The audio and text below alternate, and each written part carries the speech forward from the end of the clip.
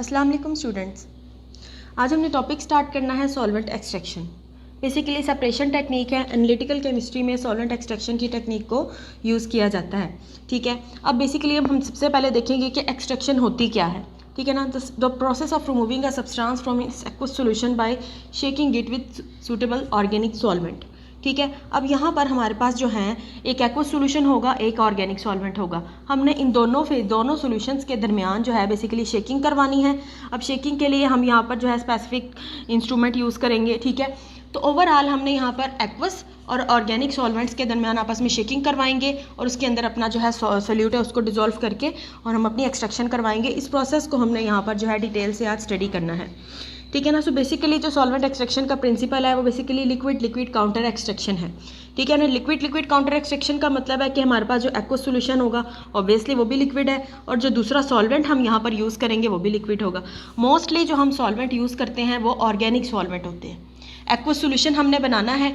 Aqueous solution का मतलब क्या होगा, हमने अपना सोल्यूट लिया जो कि सॉलिड फॉर्म में भी हो सकता है, लिक्विड फॉर्म में भी हो सकता है। ठीक है, उसको मैंने डिज़ोल्व कर दिया वाटर में, वो बन गया हमारे पास एक्वस सॉल्यूशन।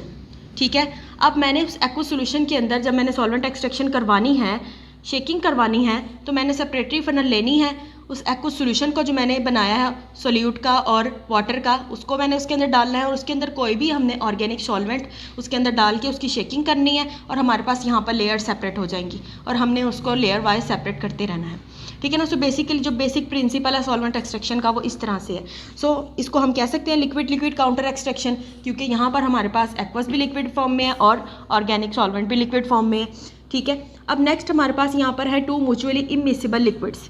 अब जो हमारे पास एक्वस सॉल्यूशन बन रहा है और ऑर्गेनिक सॉल्वेंट बन रहा है वो इमिसिबल होंगे। इमिसिबल का मतलब होता है कि दोनों एक दूसरे के अंदर डिज़ोल्व ना हो, कम्प्लीटली डिज़ोल्व ना हो। अब हमारे पास जो वाटर है, सिंपल इसकी एग्जांपल मैं आपको यहाँ पर देती हूँ, वाटर एंड ऑयल। अगर हम पानी के अंदर ऑयल को डिज़ोल्व करें तो उसके अंदर डिज़ोल्व नहीं होता, तो वो इमिसिबल होता है। इसी तरह से यहाँ पर भी हमने जो है एक्वस और ऑर्गेनिक का जो सॉल्यूशन बनाना है वो इमिसिबल होगा। सो सॉल्वेंट एक्सट्रैक्शन का बेसिकली जो इम्पोर्टेंट ये पॉइंट है कि हमने जो सॉल्यूशंस लेने हैं एक्वस और ऑर्गेनिक वो इमिसिबल होने चाहिए, एक दूसरे के अंदर डिज़ोल्व नहीं होने चाहिए। नेक्स्ट इंपॉर्टेंट पॉइंट ये है कि जो सोल्यूट हमने यूज़ करना है, जो हमारे पास जिसकी हमने सॉल्वेंट एक्सट्रैक्शन करवानी है, जो हम सोल्यूट यूज़ करेंगे वो एक्वस लेयर में भी डिज़ोल्व होना चाहिए, वो ऑर्गेनिक लेयर में भी डिज़ोल्व होना चाहिए। मींस के सॉल्वेंट के अंदर भी डिज़ोल्व होगा और एक्वस में तो उसने डिज़ोल्व होना ही है। ठीक है ना, तो सोल्यूट का दोनों लेयर्स में डिज़ोल्व होना ज़रूरी है, लेकिन जो सॉल्वेंट हम यूज़ करेंगे जो लिक्विड फॉर्म में हमारे पास मौजूद होगा वो इमिसिबल होने चाहिए। So this is the basic principle of solvent extraction. Next हमने यहाँ पर स्टडी करना है डिस्ट्रीब्यूशन लॉ को।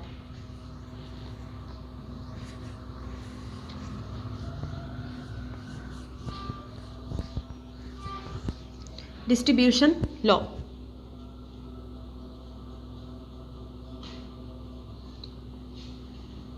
सबसे पहले हम इसकी एक्सप्लेनेशन करेंगे और देन हम यहाँ पर जो है डिस्ट्रीब्यूशन लॉ या डिस्ट्रीब्यूशन कोएफिशिएंट का जो है रिलेशन हम डिराइव करेंगे।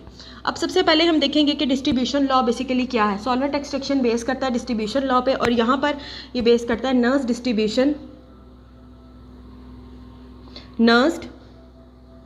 डिस्ट्रीब्यूशन लॉ को फॉलो करता है सॉल्वेंट एक्सट्रैक्शन। ठीक है, अब हमारे पास इस लॉ के अकॉर्डिंग होता क्या है कि हमारे पास सिस्टम होता है containing two mutually immiscible liquids. Simple again हमारे पास यहाँ पर जो वही एक्सप्लेनेशन आएगी कि हमने करना क्या है। According to Nernst distribution law, two mutually immiscible liquids होंगे, टू म्यूचुअली इमिसिबल लिक्विड्स होंगे, उसके अंदर हमने वो सब्सटेंस डिज़ोल्व करना है जो कि इन दोनों के अंदर ही डिज़ोल्व हो। म्यूचुअली इमिसिबल लिक्विड्स मतलब कि दोनों लिक्विड एक दूसरे के अंदर डिज़ोल्व ना हो। अब इस म्यूचुअली इमिसिबल लिक्विड्स के अंदर हमने जो है अपना जो सोल्यूट ऐड करना है जो कि इन दोनों ही लिक्विड्स के अंदर डिज़ोल्व होता हो।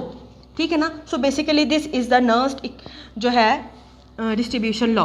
ठीक है ना, जब हम immiscible to mutually immiscible liquid में सोल्यूट को ऐड करेंगे, ठीक है, जो कि इन दोनों में डिज़ोल्व भी हो रहा हो। ठीक है, तो क्या करेंगे, जब हम उन दोनों लेयर्स को आपस में शेक करेंगे, जो सोल्यूट होगा, सोल्यूट डिस्ट्रीब्यूट कर लेगा अपने आप को दोनों लेयर्स में। जो वो जो डिस्ट्रीब्यूशन होगी तो बेसिकली यहाँ पर जो है इक्विलिब्रियम कायम हो जाएगा दोनों लेयर्स में। मीन्स के एक्वस लेयर में एक्वस लेयर है हमारे पास और दूसरी हमारे पास है ऑर्गेनिक। मीन्स के एक हमारे पास जो सोल्यूशन है वो एक्वस है और जो हम ऑर्गेनिक जो सॉल्वेंट है वो यहाँ पर यूज़ कर रहे हैं, दूसरा हमारे पास ऑर्गेनिक सॉल्वेंट है। ये दो तरह के हमारे पास टू म्यूचुअली इमिसिबल लिक्विड्स। अब ऑर्गेनिक सॉल्वेंट का आपको पता है ऑयली नेचर होती है, जो कि डिजोल्व नहीं होती वाटर के अंदर, नॉन पोलर होते हैं, ठीक है ना। अब नॉन पोलर पोलर के अंदर डिजोल्व नहीं होते। सो बेसिकली ये जो हमारे पास दो सॉल्यूशंस होंगे म्यूचुअली इमिसिबल होंगे। हमने अपना सॉल्यूशन बनाया, सोल्यूट लिया, उसको एक्वा सॉल्यूशन में डिजोल्व कर दिया और देन हमने ऑर्गेनिक सॉल्वेंट उसके अंदर डाल दिया। देन हमने क्या किया, उस सॉल्यूशन को जो कि जिसमें हमारे पास एक्वा सॉल्यूशन भी है, ऑर्गेनिक सॉल्वेंट भी है और सोल्यूट भी है, उसको हमने शेक किया। जब हम शेक करेंगे तो जो सोल्यूट होगा अपने आप को दोनों ही लेयर्स के अंदर, मीन्स कि एक्वस लेयर में भी और ऑर्गेनिक लेयर में भी डिवाइड कर देगा। तो बेसिकली यहाँ पर जो है एक इक्विलिब्रियम रेशो कायम हो जाएगी। तो सोल्यूट इक्वली डिस्ट्रीब्यूट हो जाएगा, कांस्टेंट डिस्ट्रीब्यूशन हो जाएगी सोल्यूट की between the aqueous layer and organic layer, ठीक है ना। ठीक है, इक्विलिब्रियम कांस्टेंट जो है बेसिकली यहाँ पर जो है रेशो इस्टेब्लिश हो जाएगी between the organic layer, between the solute in organic layer and between the solute in aqueous layer, ठीक है। दोनों ही हमारे पास लेयर में जो है सोल्यूट अपने आप को डिस्ट्रीब्यूट कर लेगा। सो बेसिकली हम इस चीज़ को किस तरह से यहाँ पर लिख सकते हैं, KD is equal to concentration of solute in organic layer, S means solute, concentration of solute in aqueous layer. So basically ये हमारे पास यहाँ पर जो है रेशो इस्टेब्लिश हो जाती है। D is the distribution constant या डिस्ट्रीब्यूशन कोएफिशिएंट, ठीक है, डिस्ट्रीब्यूशन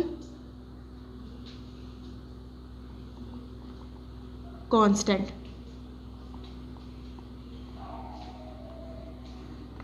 KD दिस वन, ठीक है। और ये हमारे पास रेशो इस्टेब्लिश हो गई है जब हमने टू इमिसिबल लिक्विड्स के अंदर सोल्यूट को मिक्स करके उसको शेक किया, तो हमारे पास यहाँ पर जो है ये रेशो इक्विलिब्रियम रेशो इस्टेब्लिश हो जाती है, ठीक है ना। सो ये हमारे पास यहाँ पर जो है बेसिक प्रिंसिपल है। अब हम नेक्स्ट बात करते हैं KD के बारे में। अगर हमारे पास KD की वैल्यू हायर हो, KD जो कि है डिस्ट्रीब्यूशन कांस्टेंट, डिस्ट्रीब्यूशन कांस्टेंट, अगर हमारे पास इस KD की वैल्यू हायर हो, दो केसेस हैं यहाँ पर, higher value of KD and lower value of KD। अगर यहाँ पर KD की वैल्यू हायर हो तो हमारे पास एक्सट्रैक्शन होगी सिंगल, मीन्स के सिंगल एक्सट्रैक्शन में हमारा जो है सेपरेशन कंप्लीट हो जाएगी। अब एक्सट्रैक्शन की भी हमारे पास टाइप्स होती हैं। सिंगल एक्सट्रैक्शन मतलब कि हमने एक ही दफ़ा सोल्यूट ऐड किया और सॉल्वेंट ऐड किया और एक्सट्रैक्शन करवा ली और सेपरेशन भी कंप्लीट हो गई, ठीक है, उसको हम कहेंगे कि ये सिंगल एक्सट्रैक्शन है। अगर हमारे पास जो है KD की वैल्यू लोअर हो तो हमारे पास मल्टीपल एक्सट्रैक्शन होगी। हम बारी बारी थोड़ा थोड़ा जो है सॉल्वेंट यूज़ करेंगे, सोल्यूट यूज़ करेंगे और अपनी जो है सेपरेशन जो है सोल्यूट की बारी बारी करवाते रहेंगे, ठीक है। सो बेसिकली अब यहाँ पर ये होगा कि KD की वैल्यू अगर हायर हो तो सिंगल एक्सट्रैक्शन होगी और अगर KD की वैल्यू लोअर हो तो मल्टीपल एक्सट्रैक्शन होगी, मल्टीपल एक्सट्रैक्शन। अब मल्टीपल एक्सट्रैक्शन में ये होता है कि हमने थोड़े थोड़े वक्फे के बाद जो है एक्सट्रैक्शन करवाते रहनी है। हमने एक्सट्रैक्शन करवाई, पहले हमने एक्सट्रैक्शन करवा ली, ठीक है ना, हमने सेपरेट कर लिया लेयर को, देन हमने उसके अंदर और सॉल्वेंट ऐड कर लिया थोड़ा सा, देन अगेन शेक किया, देन अगेन सेपरेट कर लिया, देन हमने थोड़ी देर के बाद और सॉल्वेंट ऐड करना है और अगेन शेक करवा के सेपरेशन कर लेनी है। तो मल्टीपल एक्सट्रैक्शन इसको कहते हैं कि बारी बारी हमने थोड़े थोड़े टाइम डिफरेंस के बाद एक्सट्रैक्शन करवाते रहनी है, ठीक है ना। तो ये हमारे पास यहाँ पर जो है KD का रिलेशनशिप है, डिस्ट्रीब्यूशन कांस्टेंट। हायर वैल्यू होगी तो सिंगल एक्सट्रैक्शन होगी, लोअर वैल्यू होगी तो मल्टीपल एक्सट्रैक्शन होगी, ठीक है। अब हम यहाँ पर देखेंगे कि हम सॉल्वेंट एक्सट्रैक्शन के लिए क्या जो है हमारे पास जो है कौन सा ग्लासवेयर यूज़ करते हैं, ठीक है। सेपरेटरी फनल, बेसिकली हम यहाँ पर जो है सेपरेटरी फनल सॉल्वेंट एक्सट्रैक्शन के प्रोसेस के लिए हम यूज़ करते हैं, जिसकी डायग्राम इस तरह से होती है। बहुत कॉमन जो है लेबॉर्ट्री वेयर है ये, ठीक है। तो ये हमारे पास यहाँ पर जो है सेपरेटरी फनल होती है। अब ये हमारे पास सेपरेटरी फनल है, इसके अंदर हमने करना क्या है, हम अपना जो है वाटर हमने लिया, ठीक है ना, वाटर के अंदर मैंने सोल्यूट सॉलिड या फिर कोई भी मैंने लिक्विड फॉर्म का सोल्यूट लिया, मैंने वाटर के अंदर ऐड करके उसका जो है एक्वस सोल्यूशन बना लिया, ठीक है। अब वो मैंने एक्वस सोल्यूशन क्या किया, उस एक्वस सोल्यूशन को मैंने सेपरेटरी फनल में ऐड कर दिया। ये मेरा स्टेप 1 हो गया। स्टेप 2 क्या होगा, स्टेप 2 ये होगा, मैंने कोई ऑर्गेनिक सॉल्वेंट लेना है। ऑर्गेनिक सॉल्वेंट अब मैंने किस तरह से लेना है, मैंने ऑर्गेनिक सॉल्वेंट चूज़ करना है, वो डिपेंड करेगा हमारा सोल्यूट किस तरह का है, हमारा एक्वस सोल्यूशन किस तरह का है। मैंने वही ऑर्गेनिक सॉल्वेंट यूज़ करना है जिसके अंदर जो सोल्यूट है वो तो डिज़ोल्व हो सकता हो लेकिन वाटर की सॉल्युबिलिटी ना हो, ठीक है। तो हमने जो है ऑर्गेनिक सॉल्वेंट की कंडीशंस ये होंगी कि हमने जो है सोल्यूट को और जो हमारा ओवरऑल एक्वस सॉल्यूशन है उसको ओवरऑल देख के देन हमने यहाँ पर जो है ऑर्गेनिक सॉल्वेंट चूज़ करना है। वही ऑर्गेनिक सॉल्वेंट लेंगे जिसके अंदर सोल्यूट तो डिज़ोल्व हो सके लेकिन ओवरऑल हमारे पास जो है डिसोल्यूशन ना हो एक्वस सॉल्यूशन की, ठीक है। हमने इसके अंदर और एक्वस सॉल्यूशन डाल दिया जिसके अंदर सोल्यूट है, देन मैंने इसके अंदर डाल दिया ऑर्गेनिक सॉल्वेंट। मैंने इस सेपरेटरी फनल को 1 से 2 मिनट तक शेक करना है और देन हमने इसको कांस्टेंट पोजीशन पे रख देना है। जब हम इसको कांस्टेंट पोजीशन पे रख देंगे तो हमारे पास इसके अंदर जो है 2 लेयर्स सेपरेट हो जाएंगी। तो जब 2 लेयर्स कंप्लीटली सेपरेट हो जाएंगी तो हमने क्या करना है, इसका यहाँ से इसको ओपन करके, इसका स्टॉप कॉर्क है, इसको ओपन करके यहाँ से हम सिंपली जो है जो लेयर होगी, लोअर लेयर होगी, टेंसर लेयर होगी, उसको हमने यहाँ से सेपरेट कर लेना है, ठीक है। तो ये हमारे पास यहाँ पर जो है सिंपल एक्सट्रैक्शन हो जाएगी। अगर जी डिस्ट्रीब्यूशन लॉ में अब नेक्स्ट हमने जो है एग्जांपल स्टडी करनी है बेंजोइक एसिड की। Benzoic acid basically weak acid होता है जिसका फॉर्मूला हमारे पास C6H5COOH, ठीक है। इस तरह से हम बेंजोइक एसिड का जो है फॉर्मूला लिख सकते हैं, लेकिन हमने यहाँ पर जो है C6H5COOH लिखा है, ठीक है। अब बेंजोइक एसिड जब एक्वस सॉल्यूशन में जब इसको हम डिसॉल्व करवाते हैं तो डिसोसिएशन को शो करता है। सिंपली एसिड लिया मैंने, उसको वाटर में डिसॉल्व कराया तो वो डिसोसिएट हो जाएगा अपने आइंस में, नेगेटिव आइंस और पॉजिटिव आइंस। तो ये मैंने यहाँ पर एसिड कांस्टेंट लिखा है, कंसंट्रेशन ऑफ हाइड्रोजन आइन एंड कंसंट्रेशन ऑफ, यहाँ पर हमारे पास बेंजोएट आइन बना है और COOH हमारे पास है, बेंजोइक एसिड है। ये हमारे पास क्या है, एक्वस सॉल्यूशंस में मौजूद हैं, ठीक है ना। मैंने एसिड लिया, उसको वाटर में डिसॉल्व करवाया और उसका एसिड कांस्टेंट यहाँ पर लिख दिया। नेक्स्ट यहाँ पर मैंने डिस्ट्रीब्यूशन कांस्टेंट लिखा है। अगर हम यहाँ पर सॉल्वेंट एक्सट्रैक्शन करवाते हैं जो लेयर्स बनेगी उसके अंदर हमारे पास जो है डिस्ट्रीब्यूशन होगी COOH इन ऑर्गेनिक लेयर और ये C6H5COOH इन एक्वस लेयर। सो ये हमारे पास जो है बेसिक है जब हम डिस्ट्रीब्यूशन करवाते हैं बेंजोइक एसिड की between the organic and aqueous layer, ठीक है। अब नेक्स्ट हमने जो है रिलेशनशिप ड्राइव करना है between D and KD। Distribution ratio को हम यहाँ पर जो है D से शो करते हैं और KD क्या है, डिस्ट्रीब्यूशन कोएफिशिएंट, ठीक है। तो अब हमने नेक्स्ट यहाँ पर जो है डिस्ट्रीब्यूशन रेशो को डिराइव करना है और हमारे पास यहाँ पर जो है रिलेशन हमने डिराइव करना है between D and KD। Distribution ratio है ये और डिस्ट्रीब्यूशन कांस्टेंट है ये, ठीक है। अब डिस्ट्रीब्यूशन रेशो का क्या मतलब है, हमारे पास concentration of all species of solute in each phase का मतलब है कि ऑर्गेनिक लेयर में एंड एक्वस लेयर दोनों में हमारे पास जो सोल्यूट है उसकी क्या कंसंट्रेशन है, तो उसको हम यहाँ पर D से शो करते हैं। D का मतलब है कि हमने यहाँ पर ऑर्गेनिक लेयर का भी बताना है और एक्वस लेयर का भी बताना है। सो ऑर्गेनिक लेयर में हमारे पास जो एसिड होता है वो C6H5COOH फॉर्म में मौजूद होगा, मीन्स की डिसोसिएशन को शो नहीं करेगा ऑर्गेनिक लेयर में, ठीक है ना। और एक्वस लेयर में एसिड C6H5 जो है C6H5COOH की फॉर्म में भी मौजूद होगा और आयोनाइज्ड फॉर्म में भी मौजूद होगा, ठीक है ना। ऑर्गेनिक लेयर में आयोनाइज्ड फॉर्म में मौजूद नहीं होगा लेकिन एक्वस लेयर में आयोनाइज्ड फॉर्म में मौजूद होगा, ठीक है। तो अब नेक्स्ट हमने जो है इसी को जो है डिराइव करना है। अब अगेन हम यहाँ पर बात कर रहे हैं, चूँकि एग्जाम्पल हमने बेंजोइक एसिड की ही ली है, ठीक है। अब मैं यहाँ पर अगेन इसका जो है एसिड कांस्टेंट लिख रही हूँ। Ka हमारे पास था कंसंट्रेशन ऑफ H पॉजिटिव और कंसंट्रेशन ऑफ COO नेगेटिव, ठीक है। और कंसंट्रेशन यहाँ पे आ जाएगी C6H5COOH। ये हमारे पास एक्वस सॉल्यूशन में Ka कांस्टेंट मैंने लिखा है फॉर बेंजोइक एसिड, ठीक है ना। अब मैंने यहाँ पर जो है इस इक्वेशन को रीअरेंज करना है, ठीक है। जब मैं रीअरेंज करूँगी तो नेगेटिव वाले पार्ट को बाहर लिखना है, C6H5COO नेगेटिव, ये हमारे पास कंसंट्रेशन आ गई इक्वल टू Ka C6H5COOH की कंसंट्रेशन है ओवर जो रिमेनिंग हमारे पास रह गया हाइड्रोजन। अच्छा जी, ये भी हमारे पास एक्वस सोल्यूशन में मौजूद है, ये भी एक्वस में, ये ओवरऑल आयोनाइजेशन होती है एक्वस में, तो आपने यहाँ पर जो है एक्वस सोल्यूशन में लिखना है। ठीक है, तो ये मेरे पास यहाँ पर जो है के कांस्टेंट है, acid constant for benzoic acid है। अब मैंने इस इक्वेशन को रीअरेंज करके इस तरह से यहाँ पे लिखा है।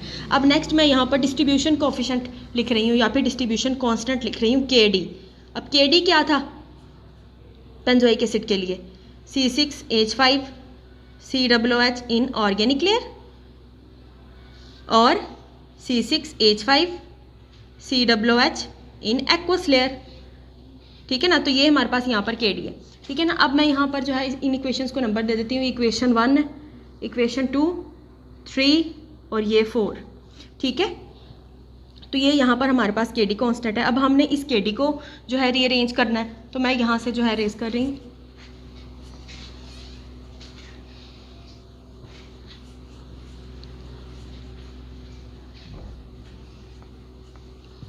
ठीक है, अब KD कांस्टेंट को रीअरेंज करेंगे तो हमारे पास आ जाएगा, हमने ऑर्गेनिक वाला C6H5 concentration of organic layer वाला जो है हमारे पास पार्ट, उसको बाहर लिख देना, is equal to KD concentration of C6H5 COOH in aqueous layer. ये एक्वस और ये हमारे पास यहाँ पर ऑर्गेनिक। तो मैंने क्या किया, इक्वेशन 4 को रीअरेंज किया और ये हमारे पास बन गई इक्वेशन 5। ठीक है, अब आप यहाँ पर देखें, हमारे पास यहाँ पर इस इक्वेशन पे ज़रा गौर करें कि हमारे पास यहाँ पर जो है C6H5 COOH मौजूद है। अब हमारे पास इस क्वांटिटी की वैल्यू आ गई दिस वन। ठीक है, अब हमारे पास यहाँ पर C6H5 COO नेगेटिव मौजूद है दिस वन, तो हमारे पास वैल्यू आ गई ये। अब हमने करना क्या है, हमने जो है वैल्यूज़ को पुट करना है इक्वेशन नंबर 1 में। ठीक है, C6H5 COOH की वैल्यू को पुट करेंगे और C6H5 COO नेगेटिव की वैल्यू को पुट करेंगे इक्वेशन नंबर 1 में। ठीक है, तो मैं यहाँ से ये इक्वेशन नंबर 1 है बेसिकली रिलीज कर रही हूँ, रेस कर रही हूँ। ठीक है, अब हमने जो है इस इक्वेशन के अंदर जो है वैल्यूज़ को पुट करना है, तो हमारे पास क्या था, D is equal to KD C6H5 COOH। ठीक है, C6H5 एज इट इज़ आ जाएगा, COOH जो कि एक्वस लेयर में था उसी तरह से बेसिकली सेम आ जाएगा, इसकी कोई वैल्यू हमने डिराइव नहीं की। ठीक है, यहाँ पे ये कंसंट्रेशन। ठीक है, अब नेक्स्ट हमारे पास क्या वैल्यू आएगी, C6H5 COO नेगेटिव की, मीन्स के ये वाला पार्ट। ठीक है, प्लस हम यहाँ पर करेंगे KA concentration of C6H5 COOH over H positive, concentration of H positive ions. तो ये हमारे पास यहाँ पर जो है रिलेशनशिप आ गया, बेसिकली डिस्ट्रीब्यूशन रेशो आ गई है and relationship between D and KD। So हमारे पास यहाँ पर जो है फाइनल इक्वेशन आएगी, D is equal to KD 1 plus KA over H positive, concentration of H positive ions in aqueous solution. तो ये हमारे पास बेसिकली फाइनल रिलेशनशिप आएगा बिटवीन D एंड KD। तो यहाँ पर हमारे पास एसिड कांस्टेंट भी इन्वॉल्व है, तो यहाँ पर हम जो है इनका आपस में रिलेशनशिप इजीली डिराइव कर सकते हैं। रिलेशनशिप, अब आपसे सिंपल कहा जाए कि आपने relationship between D and KD derive करना है तो आप उसको इजीली कैलकुलेट कर सकते हो, या आपसे कहा जाए कि जो है डिस्ट्रीब्यूशन रेशो को जो है आपने उसको डिराइव करना है तो आप उसको इसी मेथड के थ्रू जो है डिराइव करेंगे। ठीक है, सो ये हमारे पास यहाँ पर जो है बेंजोइक एसिड का जो है distribution ratio and distribution coefficient का आपस में जो रिलेशन है वो हमने डिराइव किया है। ठीक है, अब हम नेक्स्ट यहाँ पर जो है इसी फाइनल इक्वेशन को यूज़ करते हुए दो केसेस को जो है स्टडी करेंगे। पहली बात है हमारे पास यहाँ पर जो हमारे पास है concentration of H positive ion in aqueous solution. ठीक है, ग्रेटर देन KA। पहला केस है, ये हमने जो रिलेशन है इस इक्वेशन से हमने डिराइव किया है। इसका मतलब ये है कि अगर हम इस इक्वेशन को यूज़ करें देन हमारे पास जो है KD की वैल्यू, KD इज़ हायर। अब KD, अब आप देखें यहाँ पर जो है KD ऑलमोस्ट इक्वल आ रहा है D के, सो हम यहाँ पर कह सकते हैं कि KD is almost equal to D। ठीक है, तो हम यहाँ पर according to this equation easily जो है ये रिलेशनशिप डिराइव कर सकते हैं। सो अगर के डी की वैल्यू हमारे पास ज़्यादा होगी तो ऑब्वियस सी बात है कि डी की भी ज़्यादा होगी। ठीक है, सो अगर के डी की वैल्यू ज़्यादा होगी तो एक्सट्रैक्शन पे क्या इफेक्ट होगा, हमने बस उस चीज़ को देखना है। तो के डी की वैल्यू जब ज़्यादा होगी तो हमारे पास सिंपली जो एक्सट्रैक्शन होगी जो है बेंजोइक एसिड की, सिंपल एसिड जो है फेज़ में हमारे पास हो जाएगी और हम इजीली सेपरेशन करवा सकते हैं। हमने ये भी बात की थी कि अगर जब के डी की वैल्यू ज़्यादा हो तो सिंगल एक्सट्रैक्शन हो जाती है और सिंपली हम यहाँ पर जो है सोल्यूट को सेपरेट कर लेते हैं। ठीक है, अब यहाँ पर जो है के डी की वैल्यू ज़्यादा है तो हम क्या करेंगे, अकॉर्डिंग टू दिस केस कि जो बेंजोइक एसिड है एसिड लेयर में separate in acid layer in organic solvent कह दें। ठीक है, तो ये हमारे पास ऑर्गेनिक सॉल्वेंट में इजीली सेपरेट हो जाएगा। अब एक बात आपने याद रखनी है कि एक्वस सॉल्यूशन में जब हम बेंजोइक एसिड को डिसॉल्व करेंगे तो वो डिसोसिएशन को शो करेगा, सेपरेशन कंप्लीट नहीं होगी। लेकिन जो ऑर्गेनिक सॉल्वेंट है उसके अंदर वो अपनी आयोनाइजेशन को शो नहीं करेगा, इसलिए हम ऑर्गेनिक सॉल्वेंट के अंदर इजीली जो है बेंजोइक एसिड को सेपरेट कर सकते हैं। तो ये हमारे पास फर्स्ट यहाँ पर जो है पॉइंट है। सेकंड पॉइंट है, अगेन इसी पॉइंट को हमने जो है लेके आगे चलना है। अगर हम इसी फाइनल इक्वेशन को यूज़ करें और इसी रिलेशन को यूज़ करें और हमारे पास के डी की वैल्यू कम हो, concentration of H positive Ka, तो अगर हमारे पास इस केस में अगर के डी लेस हो तो हमारे पास डी की वैल्यू भी लेस होगी और यहाँ पर इस केस में जो है सॉल्वेंट एक्सट्रैक्शन कंप्लीट नहीं होगी। अब क्यों नहीं होगी, सिंपल, इस केस में चूंकि के डी की वैल्यू क्या आ रही है, कम आ रही है। के डी की वैल्यू कम, सो ऑब्वियस सी बात है डी की वैल्यू भी कम। के डी लेस तो हमारे पास यहाँ पर जो है डी भी लेस हो जाएगा। ठीक है, सो यहाँ पर ये होगा कि जो हमारे पास एसिड होगा वो ज़्यादा से ज़्यादा जो है आयोनाइज्ड फॉर्म में मौजूद होगा। अब आयोनाइज्ड फॉर्म में मौजूद होगा मीन्स के C6H5COO नेगेटिव फॉर्म में मौजूद है। H पॉजिटिव आइंस की तादाद भी ज़्यादा है, कंसनट्रेशन ज़्यादा है। सो हम इस फॉर्म में जो है एसिड की सेपरेशन कर ही नहीं सकते। एसिड की सेपरेशन उसी सूरत में होगी अगर हमारे पास जो एसिड है वो अनआयोनाइज्ड फॉर्म में मौजूद हो, मीन्स के सिंपल C6H5COOH की फॉर्म में मौजूद है। उस सूरत में हम जो है इजीली सेपरेशन कर सकते हैं एज़ कम्पेयर्ड अगर हमारे पास आयोनाइज्ड फॉर्म में मौजूद है। सो ये दो चीज़ें हम डिराइव करते हैं फाइनल इक्वेशन से जो कि हमने यहाँ पर अभी डिराइव की है।